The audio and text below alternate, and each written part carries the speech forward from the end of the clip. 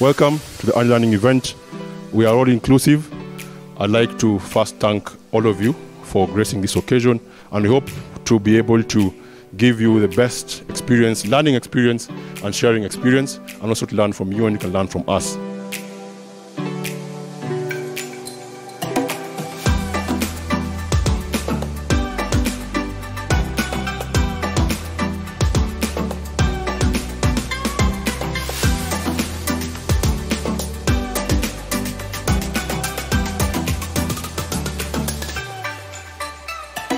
We kind of looked at where we've been with the COVID pandemic, now where we are going with the conflict in Ukraine, and we felt we needed to find different solutions that can cope with the ongoing environmental and economic shocks.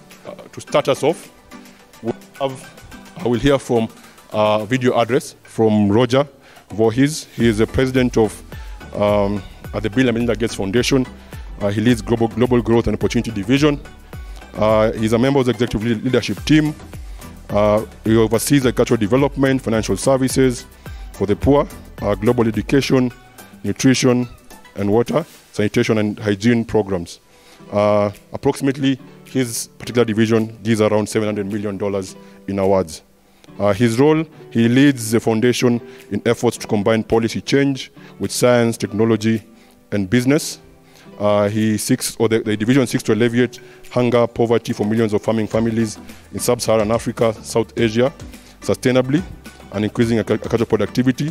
The division seeks to make high-quality digital financial services, promote foundational literacy, and develop and deliver groundbreaking advances in sanitation products across the globe. So I'd like to turn your attention to the screen. We're going to hear his video address, and then we will proceed with the other day's events. Thank you for the opportunity to speak with you today. At the Gates Foundation, we are guided by the belief that all lives have equal value, that no matter where you were born or who your parents were, you deserve to live a healthy and productive life. It is a lofty goal, one with many challenges. What we do know is that to achieve it, there must be reliable pathways out of poverty. And in sub-Saharan Africa, where in many countries over 70% of the population is involved in the rural economy, that path goes through inclusive agriculture transformation. To sustainably increase productivity, raise incomes, and improve nutrition, we need solutions designed by Africans for Africans. Digital innovations are one way to introduce greater efficiencies into agricultural systems, enabling millions of farmers to access the services necessary to stabilize and grow their businesses. The evidence we have to date shows that bundling advisory services together with credit, insurance, and market access tools will have a multiplier effect on farmer incomes and productivity, thus contributing to the acceleration of agricultural transformation. I'm proud of the work we've achieved thus far.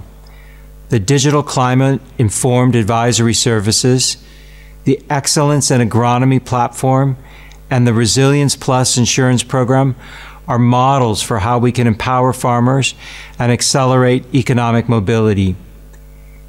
ADF1 itself reached 2.3 million small-scale producers through 34 ag tech products over 2 years.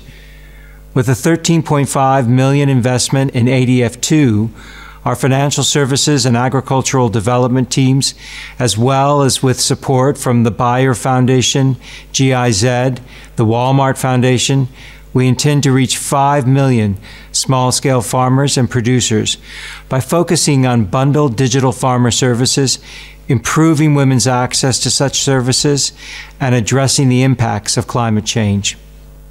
And with this, we have set ourselves a challenge of a 50% increase in incomes and productivity, a 50% active user rate, and having at least 40% of our registered users be women. In this first year, ADF2 has already reached a third of our intended population. For the rest of the hundreds of millions of farmers that will need these services to thrive, we commit to gathering more evidence on what is working and showcasing the exemplars that have demonstrated that these services can and must scale. It will not be easy. The increasing pressure on food systems due to the COVID pandemic, the conflict in Ukraine, and climate change have impeded and even reversed previous gains. As the Foundation increases our own commitment to climate adaptation, we strive to ensure that solutions will not only sustainably increase productivity, but also increase farmer resiliency in the face of any future crises. And yet, despite the obstacles, we've seen a rapid increase in adoption of digital services, demonstrating the potential of what can be achieved with focus, coordination, and partnership to solve complex problems through innovative solutions. Clearly, there is a demand for this work. It is important now more than ever to support small-scale producers globally, and especially across the African continent, as they have contributed the least to these global challenges, but also face the greatest risk in the years ahead. We cannot do it alone. The success of these global public goods will be determined by the partnerships we build and those we can inspire to join us. As we look toward tomorrow's challenges, let me thank you all for the time, energy, and hard work you bring to this project. Your commitment is an inspiration, and I look forward to seeing what you'll achieve. Roger couldn't be with us today, but when I read or when I heard the message, one key thing came to mind, and it's something that I've always been advocating for, and as AgriFin I've always been advocating for. And that's why we convene such a gathering as well. It's the collaborations and the partnerships. No one man can do it alone. We need to be together to collaborate and be able to enhance our efforts to be able to help smallholder farmers. So that was a key takeaway that I got from his keynote address. And another key member who was not able to be with us today was Stuart. Stuart Collis is our Senior Program Officer at the Gates Foundation. But lucky for us, we had a capable replacement. And I'd like to introduce her to give Stuart's keynote address and also just give us more perspective on what Roger was referring to about the Gates Foundation. So our next keynote speech is going to come from Hannah Reed. She's a program officer at Integration Evidence and Learning. And she works for the digital services team at the Bill and Melinda Gates Foundation. She focuses on improving the quality and availability of data and evidence to inform strategy and program implementation. She supports initiatives to improve methods, tools, technologies which reduce costs, increase accuracy, and improve use of data for decision making. Hannah has over 10 years of experience in data analytics, monitoring and evaluation, data management, software implementation in the health and cultural fields. Her background is in environmental health and spatial epidemiology. Kindly join me in welcoming Hannah to give a keynote address. I'm really excited to be here today and in person. And I know Stuart wishes that he could be here as well. So he asked me to convey his sincere apologies for not being here, but he also asked me to pass along his well wishes for a successful and productive meeting, plus good health and safe travels to everybody. There are still enormous gaps in terms of small-scale farmer access to information and services.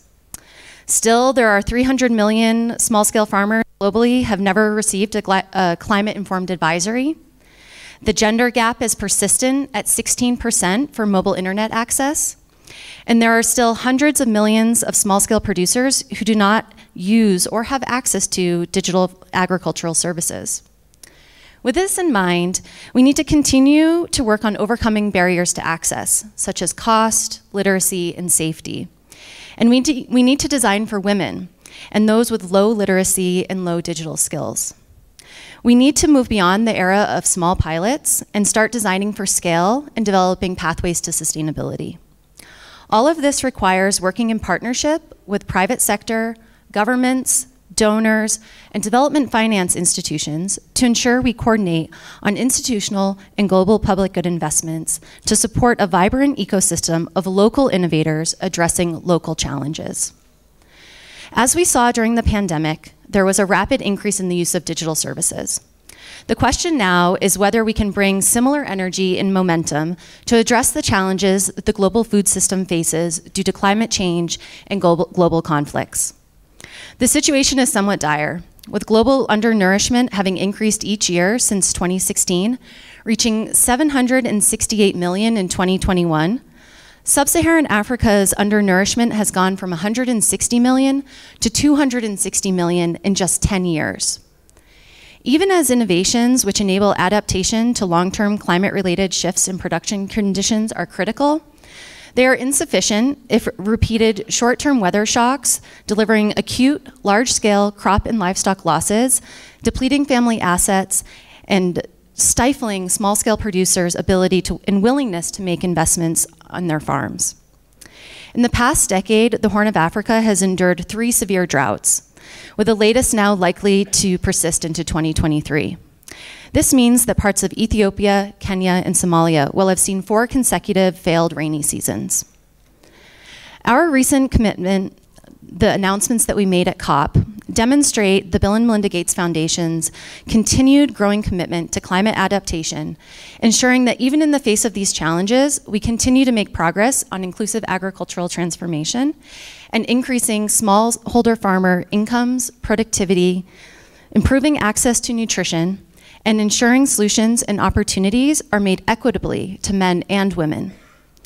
I'd like to thank you all for your creativity, commitment, and hard work. We look forward to hearing about your innovations today. The ideas and connections generated during the conversations and sessions today are critical in order to mobilize our community to help solve these global challenges. Thank you.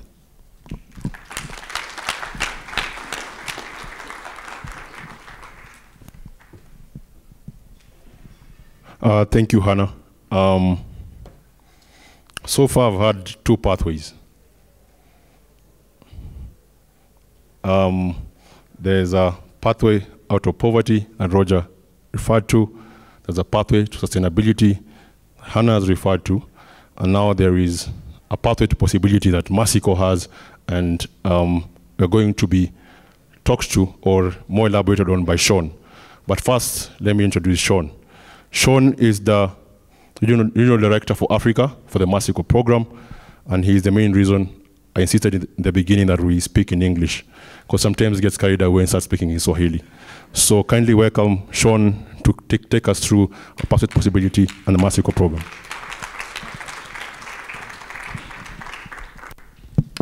All right, thank you, Collins. So first of all, good morning, ladies and gentlemen. Thank you for coming. Thanks for finding time amongst your busy schedules. We're from the Hustler Nation, so today is about hustling. Today is about building those connections, figuring out how we take AgriFin to the next level. Just also a moment to thank the work of the AgriFin team. All of you work incredibly hard. I know this is a big event in the sort of programming life cycle, so congratulations. Thanks for many sleepless nights. Tomorrow you can have a day off, boss. And also, just take a moment to recognize the contributions of the many donors that have allowed us to do this program and to put together today. So thanks for that. Just in terms of Mercy Corps and how does AgriFin sort of articulate strategy into program, right? So Mercy Corps is a big global international agency. In Africa, we work across 18 countries. The question for us is, how do we start to translate this bigger vision, what we call the pathway to possibility, into programming? So just a little bit in terms of the pathway to possibility, the sort of global vision talks about building resilient communities. And I think more importantly for Africa and for us here in East Africa and the target countries of the AgriFin program, it's really about who within those resilient communities, right? Who are we targeting? Smallholder farmers. And even more importantly, to take a moment to really wrestle with the gender question, okay? And how do we make sure we target inclusive smallholder farmers? Inclusivity is a big word. How do we really do that? So we talk about building resilient communities, and we recognize increasingly two big drivers of vulnerability or poverty, that being the changes in climate and conflict. Clearly, big drivers in Africa, and everybody is well aware of the challenges around the changes in climate. And again, I think today the basis of many of the conversations are really going to focus on climate adaptation, changes in climate, how do we mitigate, what are the opportunities. Within Mercy Corps, as we think about building resilient communities, who we focus on, these drivers of vulnerability and poverty, we then think about 4 big sectors where we want to really focus our programming. And that's food security, peace and good governance, economic opportunity, and water security. And so as you think about this program, why we're here today, the many conversations that inevitably will happen, you can pretty clearly see how they align to those big sectors. And this is a good opportunity for a program in a big agency to really articulate how you translate strategy into program. What does it look like? But for sure, in this part of the world, in this continent, food security, water security, economic opportunity really resonate for us, all right? And we know governance is an important part as we think about the enabling environment and how we engage both with institutions as well as the government. As far as those big sectors and the alignment with AgriFin is relatively clear. In addition, we talk about some commitments which again really bring to life the AgriFin program. When we talk about programming that's climate smart, evidence driven, challenges us to bring innovation and creativity, is locally led, and thinking about safe, diverse and inclusive. And again, I think that the opportunity for AgriFin is that it also allows us to really embrace the opportunity of technology, okay? What are the opportunities to use technology to reach scale, to reach hard to reach communities, all of those good things that many of you know better than I do. The challenge from my side, the challenge to the AgriFin team is how do we really translate these good initiatives onto those technology platforms and take them to scale so that we can impact the 5 million smallholder farmer target that we have. So I just wanted to take a moment to encourage you all to think about this bigger strategy as we bring it down into the what do we do, how do we do it, where do we do it, and remember that it's part of a bigger initiative. So for us as Mercy Corps, there's also an opportunity to use these events. I'm sure there are plenty of my other colleagues in the room to translate much of this into our other country programs, into our other projects across the continent as we strive to learn from this event and expand the work into other parts of the world. So lastly, just to encourage you to enjoy the day. We've all managed to navigate the world of COVID. Let's continue to navigate that. Enjoy the day, hustle, make those connections, and thanks again for coming. Have a good event.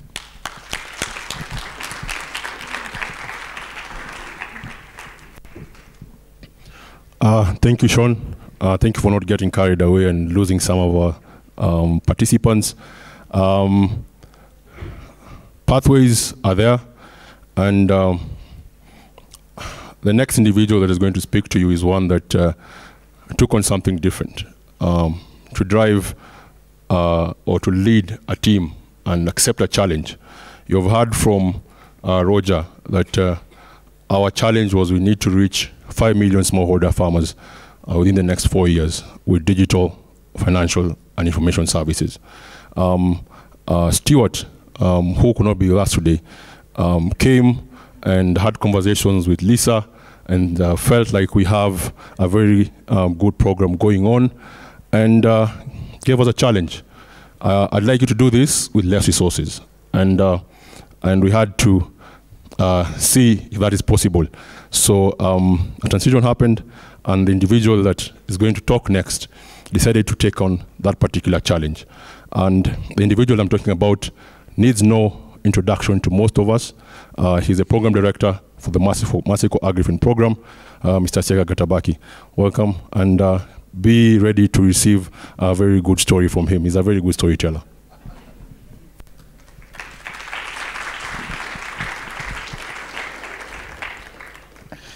Morning, everyone. I bet myself that I will try and stand behind the podium, but I tend to like walking a lot. I'd like to recognize there's an Ethiopian delegation that joined us from yesterday, so I'd like to recognize them. If you're from the Ethiopian delegation, raise your hands up. Great. Let's give them a warm round of applause. I know that there are a couple of people from the Gates Foundation. If you could raise your hands up. Round of applause to them. A couple of people from the Bear Foundation. Raise your hands up.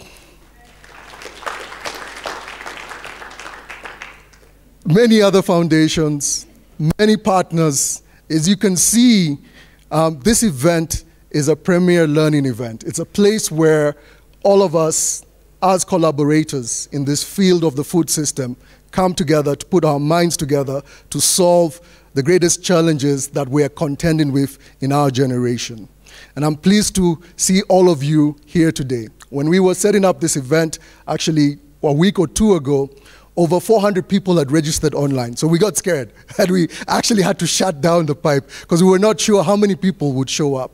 But we were cognizant of the fact that we are living in difficult times. There is COVID present, and there are a number of challenges that we have to navigate to get from one place to the other. So we are really happy that you guys have shown up, and we are looking forward to an amazing event. I had some words. See, I've already started walking away, so let me share some small words here. About 7 years ago, it's about 7 years ago, in 2015, around the same time, or at least was it December? Yeah, around the same time, we were at the Norfolk Hotel when we were launching the AgriFin Accelerate program. We had done about 5 months of work and concentrating on how we can really accelerate digital innovation for smallholder farmers. For those of you who do not know or are new to AgriFin, AgriFin works to really facilitate the innovation and the deployment of digital solutions to smallholder farmers by working through private and public sector partners. We work with them to identify what are the pathways to adoption and active use of those solutions, to identify the bundles that you can put together to ensure that those farmers truly benefit from those digital solutions and increase their productivity and incomes. So that's who we are in general. So at the launch of this event, we were at very uncertain times because it was, even though it was the child of AgriFin Mobile that 3 years before had worked very hard to build mobile technology solutions for smallholder farmers, we still were not sure which way and which direction we would go.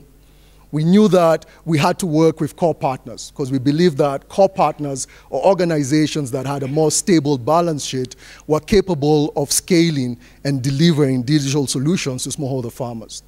We knew that working with value-added service providers, the agtechs here, I see companies like Mana, EasyFin, etc., were critical in innovating and coming up with new ideas and new approaches to targeting digital solutions for smallholder farmers.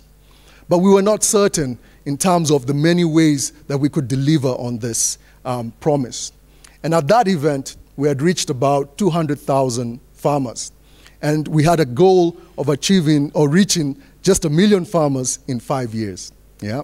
So as you can see, the current goal is much, much more ambitious. Yeah? And a lot more work. But a lot of things have also changed in the ecosystem. Yeah? Global pressures have increased tenfold. Climate change is really beginning to take root. Farmers are getting more and more disruptive on a daily basis, making their farming practice a lot more difficult. Yeah? Conflict is all around us, both local, national, and international. And we've seen the effects of international conflict, where supply chains are totally decimated. Yeah? We've seen the effects of COVID and the pandemic, where our way of working has continuously changed. I mean, during the COVID time and now, we are all still facing the ramifications of such a pandemic. Work from home has changed the culture, yeah? And oftentimes we wonder, yeah, are all these virtual meetings necessary? But the world has truly become a lot smaller place, a much more interconnected world. Yeah, I would have an easy day, 8 hours, meeting a couple of partners in Kenya, maybe a call or two to a couple of partners abroad, just making sure that those projects are going well. Now I constantly are looking at my calendar to make sure I'm not missing a meeting with someone in the US, someone in the UK, someone in Asia, someone in Zimbabwe, etc., etc. So our time, has become a very limited resource. And we often do not have enough time to really sit down and think how our actions are going to deliver quality to those people that we intend to impact. And a day like today is one of those times where you have a time allocated to you to actually have that quality thought, to actually sit down and reflect on the things that you have done, on the things that you are planning to do, in collaboration with great minds around you. You will find partners, you will find people who are willing to share their experiences, to share the things that they have done in order to impact the lives of smallholder farmers. We have created an event, we have opened up a space for that conversation. So beyond this opening plenary, we really truly hope that in every session, it's not just the speakers who are in the front that are giving advice and giving ideas. It is you in the audience, because all of you are experts. It is you in the audience that are contributing positively to the outcomes for this event. We treasure the information we get from these events. On our website, we have all the past ALEs, the outputs. Those pieces of information, those nuggets of wisdom guide us in our path and journey towards building a better organization and impacting as many smallholder farmers as possible. In 2015, we learned from that uncertainty to build a framework, a methodology that really truly impacts the partners we work with. We also learned ways in which to extend that methodology to work across different geographies, different countries, different contexts, and different partner aspirations. And we hope that through that methodology, we can continue to build a partner ecosystem that impacts smallholder farmers. So today I'm proud to say that in 1 year, we have already surpassed 2 million smallholder farmers registered on digital solutions. That is a testament to a methodology, a strategy, a way of working that truly has the capability of scaling digital solutions to smallholder farmers. And I'd like to greatly thank our founding program director, Lisa Schrader. Please stand up. Yeah.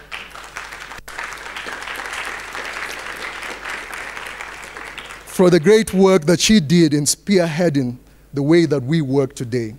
We hope that we can take those lessons forward and build on them so that we can all better achieve the goals that we want to achieve. I'd like to close with this, and I always close with a small story. Yesterday I talked about traffic. Today, in the morning as I was fueling my car to come to this event, my mind went back to a couple of months ago when in Nairobi, and I think in parts of East Africa, we were facing a fuel shortage. And for the first time in Nairobi, I actually had to look for petrol. There were lines at fuel stations. It was crazy. And it's not the first time I've seen this. I think in Sudan, this is an occurrence. I've seen this sometimes in Nigeria, where there's no fuel. And you have to make a plan in terms of how to navigate, how to mobilize yourself, how to ensure that you're continuously mobile. Yeah? And there were nice small tricks. Someone actually created an app to let you know which fuel station had fuel on a certain day. You know, you'd go onto social media and find out information on where fuel was, and lucky enough for you, if you had enough fuel to navigate and get to that fuel station. Isn't this a similar crisis that smallholder farmers face on a daily basis? Lack of access to information, not knowing what to do, not knowing where the markets are, lack of access to finance. Smallholder farmers face this kind of crisis on a continuous basis. And if us, who are put in the same crisis, struggle to be resilient, how much more so do smallholder farmers struggle? So we have a challenge before us to really help these farmers navigate these situations, to really help them Yeah, provide them the resources, the skills that they will require to make sure that they can have positive lives and enjoy the economic benefits that many of us enjoy in this given day. So it's my hope that today we shall have those conversations, we shall have those reflections, and ensure that this learning are not lost and we can carry them forward. I hope you all have a great day, and I'm looking forward to the many discussions with all of you. Thank you.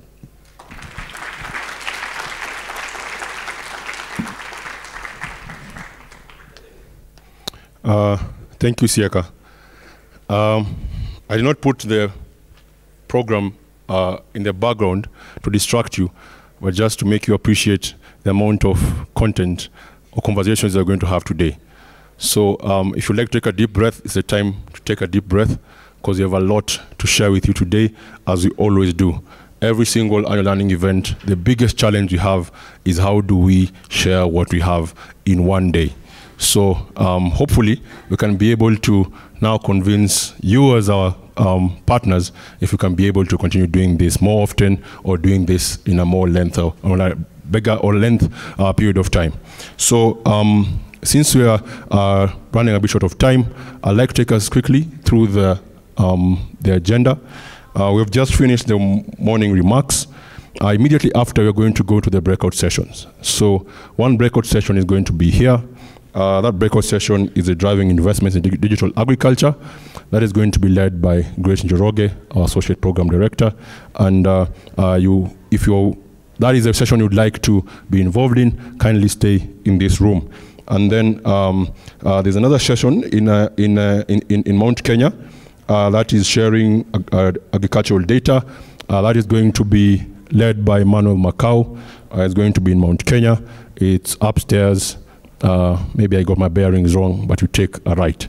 And then there is a third session on gender that is going to be led by Kasim, that is going to be in Mount Elgon. So the only difference that we have made this year is that we wanted to give our partners a platform to showcase their technologies. So we created a 1-hour session just before lunch, where we can go to the marketplace and interact with some of these innovations across the region. So in the next room, Kilimanjaro 3, we have our marketplace participants. They're going to be walking you through the solutions they have. We are lucky enough to only host 16 of them. We hope to even host more next year. We just didn't have an amount of space that we needed to host more of them. But you can go there, have a conversation with them. I encourage you to visit as many as you can. I've encouraged, or I've tried to make them do their presentation within 10 minutes. So at least you can be able to do at least 5 or 6, but they're going to be there during the day. You can go and have conversations with them and understand what they do. Immediately after, we're going to have lunch.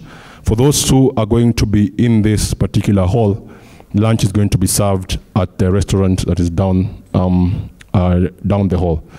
For those who are upstairs, lunch is going to be served upstairs.